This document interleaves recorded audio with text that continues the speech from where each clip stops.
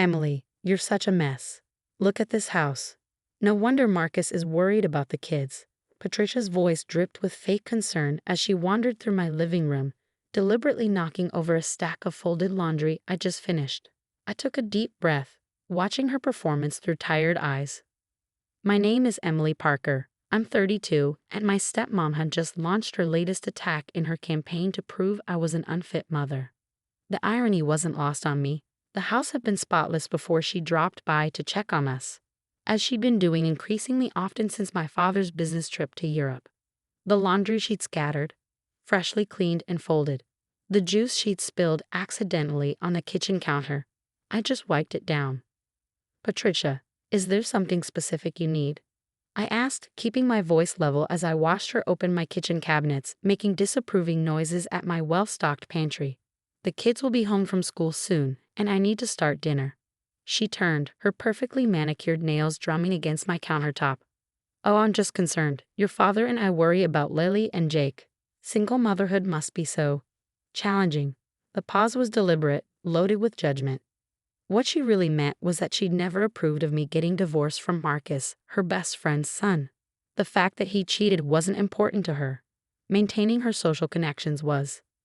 In her mind, I should have quietly accepted his infidelity to keep up appearances. We're doing fine, I replied, starting to pick up the scattered laundry. The kids are happy, healthy, and… Are they? Patricia interrupted, pulling out her phone. Because I have some concerning photos here. Lily looking quite unkempt at school. Jake wearing the same shirt twice in 1 week. She scrolled through her camera roll, her red lips curved in a smirk. I almost laughed. Lily had been playing soccer during recess in those photos. Of course she looked messy. And Jake's same shirt. He had 5 identical Star Wars t-shirts because he loved the design so much. But I knew better than to argue. Patricia wasn't here for explanations. She was here to build a case, just like she'd been doing for months. The surprise visits, the constant photographs, the leading questions to my children about whether they were happy with mommy. What she didn't know was that I'd seen this coming.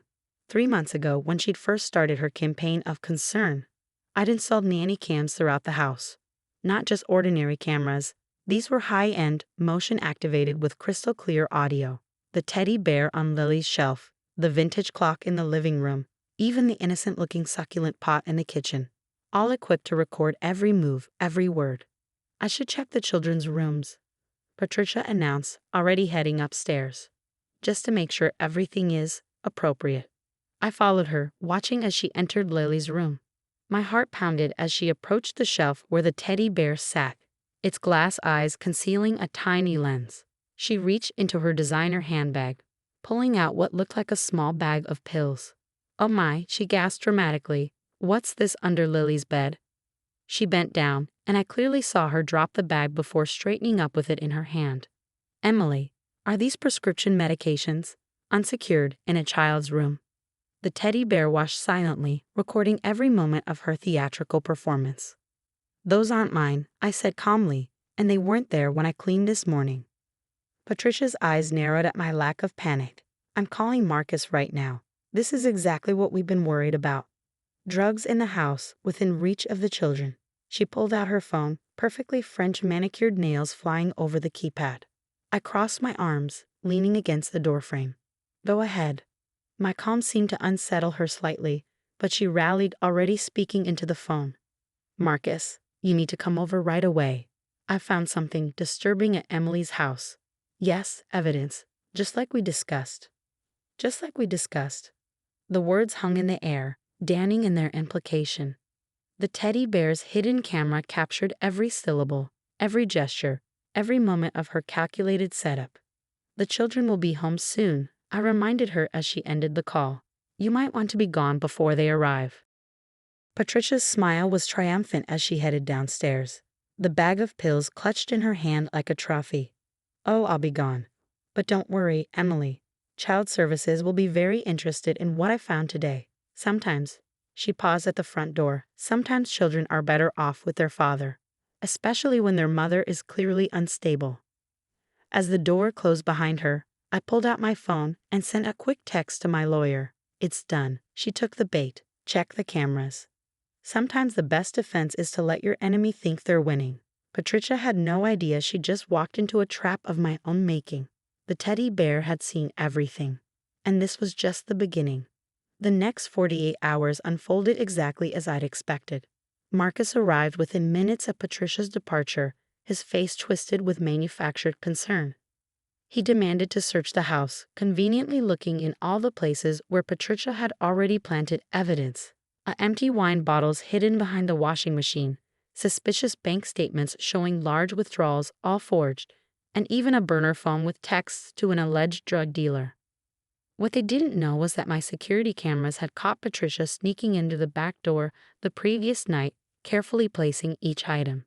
The vintage clock in my laundry room had a perfect view of her planting the bottles, while the camera in my home office captured her replacing my real bank statements with fake ones. "Emily, this is serious," Marcus declared, holding up the phone he'd discovered in my desk drawer. "We're taking this to court tomorrow. I've already filed for emergency custody." I maintained my composure, though inside I was shaking with anger. "Do what you need to do, Marcus." His confidence wavered slightly at my calmness. He'd expected tears, pleading, maybe even a breakdown that would further prove their point about my instability. Instead, he got cold detachment. The emergency custody hearing was set for 9 a.m. the next morning. I spent the night holding my children, assuring them everything would be okay. Lily, at 10, was old enough to sense something was wrong. Jake, only 7, just hugged me tighter than usual. "Mommy," Lily whispered as I tucked her in, "I saw Grandma Patricia putting things in your office yesterday. I was supposed to be napping, but I saw her through my door." I kissed her forehead. "I know, sweetheart. Don't worry. Sometimes adults do bad things, but the truth always comes out." The courtroom the next morning was tense. Patricia sat behind Marcus, her face a mask of concerned grandmotherly worry. She even brought tissues, dabbing at her eyes periodically for effect. Marcus's lawyer presented their evidence with flourish: the pills, the bottles, the phone, the bank statements, each item carefully selected to paint a picture of an unfit mother spiraling out of control. Then it was my lawyer's turn. "Your Honor," Sarah began, "before we proceed, I'd like to present some security footage from Miss Parker's home." She nodded to the bailiff, who wheeled in a TV screen. Patricia's face went pale. The footage was damning. Crystal clear images showed Patricia entering my house late at night, methodically placing evidence. The audio caught every self-satisfied mutter, every phone call to Marcus planning their strategy. The teddy bear's camera had the perfect angle of her planting the pills, while other cameras caught her replacing documents and hiding bottles. But the most damaging footage was from my kitchen camera the day before, capturing her entire conversation with Marcus. "Once we get custody," Patricia's voice rang clearly through the courtroom speakers, "we can sell her house. The property values in that neighborhood have skyrocketed. Marcus, you and Jessica can finally build that dream home you want." Marcus shifted uncomfortably in his seat as his new girlfriend's name was mentioned. The judge's expression darkened. "And the kids?" Marcus had asked in the video. "Oh, we'll send them to boarding school," Patricia replied dismissively. "That's what they need. Structure, discipline.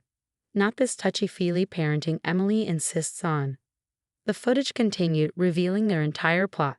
How they planned to force me out of the neighborhood, sell my house, which I'd inherited from my mother, and ship my children off to boarding school. Also, Marcus and his girlfriend could build their perfect home.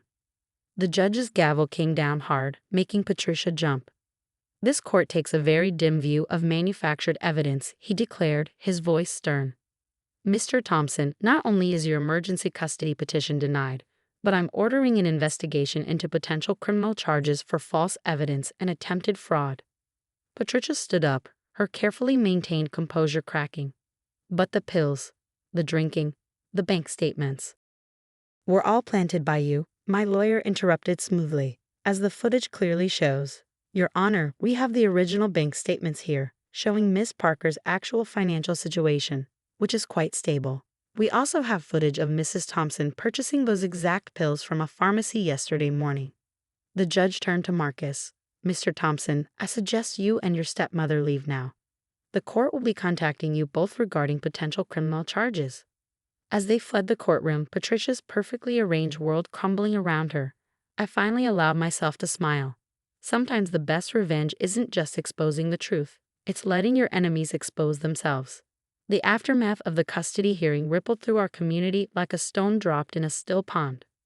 Patricia's carefully cultivated image as the concerned grandmother crumbled overnight. Her country club friends, who'd been so quick to believe her stories about my unstable behavior, suddenly couldn't distance themselves fast enough. But the real changes came in unexpected ways. A week after the hearing, I was making breakfast when my father's car pulled into the driveway.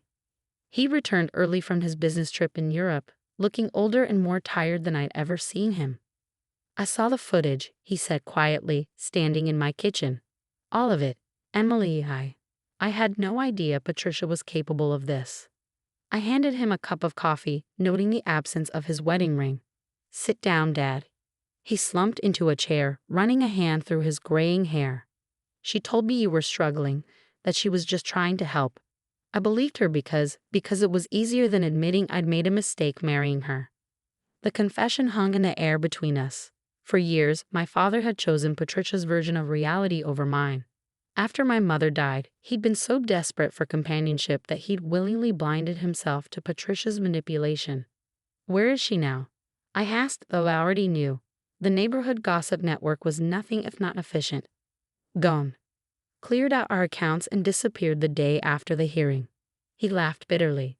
"Turns out I'm not the first. She's done this before. Marrying wealthy men, trying to control their children's inheritance, moving on when things fall apart." I sat across from him, remembering all the times I tried to tell him something was wrong, all the times he dismissed my concerns. But looking at him now, I saw something I'd never expected: remorse. Meanwhile, Marcus was facing his own reckoning. His law firm, embarrassed by his involvement in the custody scheme, had placed him on indefinite leave. His girlfriend Jessica, realizing their dream home plans were imploding, quickly found another wealthy prospect. The last I heard, he'd moved back in with his mother, who was suddenly much less enthusiastic about family dinners with Patricia. But the most profound changes were with my children. Lily, who'd been watching everything with those observant eyes of hers, asked me a question that broke my heart and healed it at the same time. "Mom," she said one evening, curled up next to me on the couch, "is that why you put cameras everywhere? Because you knew they were bad people?" I pulled her closer. "I put the cameras up because sometimes grown-ups don't believe other grown-ups. But they usually believe what they see with their own eyes." Jake, building a Lego fortress nearby, looked up. "Like when Grandma Patricia said you were messy, but the cameras showed her messing up our house." "Exactly like that." I smiled. Sometimes the truth needs a little help being seen. 3 months after the hearing, our lives had found a new rhythm. My father, trying to make amends, set up trust funds for Lily and Jake, legally ironclad ones that neither Patricia nor anyone else could touch. He started coming over for Sunday dinners, slowly rebuilding his relationship with his grandchildren and with me. 1 year later, I sat in my garden, the one Patricia had always criticized as too wild and unkempt, watching my children play. My father was there too, teaching Jake how to build a birdhouse, while Lily practiced her soccer moves nearby. "You know," my father said, taking a break from his carpentry lesson, "your mother would be proud of how you handled everything. She always said you had a quiet strength about you." I thought about my mother, about the house she left me that Patricia and Marcus had tried to take, about the garden she'd started that I continued to grow. "I learned from the best," I replied. The neighborhood has mostly forgotten about Patricia's dramatic exit, though sometimes I still catch whispers about the grandmother who tried to frame her stepdaughter. But those whispers don't bother me. My children are safe, my home is secure, and the truth, captured by a simple teddy bear, made sure justice was served. Sometimes the best revenge isn't about getting even. It's about standing your ground, protecting what matters, and letting the truth speak for itself. And sometimes that truth comes from the most unexpected places, like a teddy bear with glass eyes and a story to tell.